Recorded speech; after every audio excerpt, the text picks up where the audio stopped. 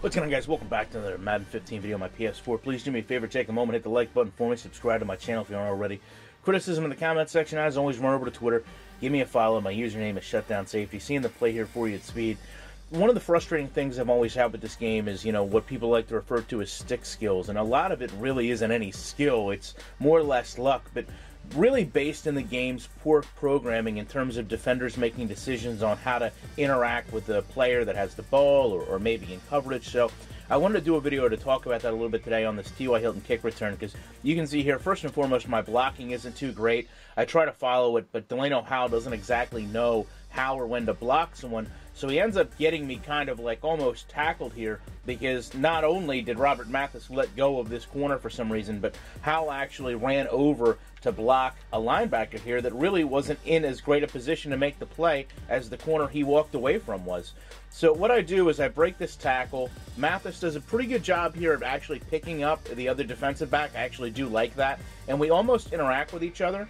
Although I don't know, it's just the animations kind of shifting through. You can see my hand kind of goes over and kind of pushes off of him. I'd like to say that I think that's players interacting, because I don't think it is, but it looks nice when players look like they respect each other on the field. But the point is, when I come out here, I decide to put a spin move on this linebacker, and the problem isn't so much that it works, but how it makes other players react on the field. I mean, look at number 45 right here, who literally is 6 yards away from me. At no point should he really be mirroring what I do. He should continue to a point of attack, which would be the ball carrier.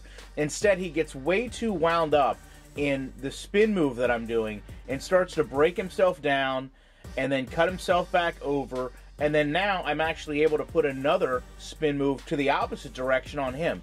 And this would completely be ineffective if he would just continue at one angle of attack the entire time. Instead of getting sucked into my spin here, if he would just run toward me, we wouldn't have any problem. Now, the other issue I have is you can see over here, other players are reacting to this spin, and this really doesn't need to happen.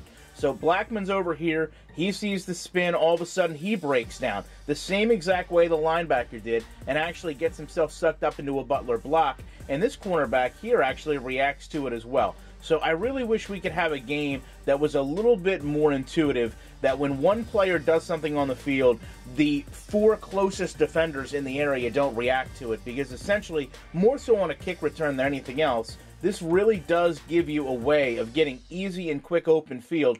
And really, if I had an opportunity to put another move on here, I probably would have went upfield and scored. But the problem is, obviously, when you look at this tackle animation, it starts pretty far back. So I'm almost positive the game had enough of me doing spin moves and decided to put me into the ground.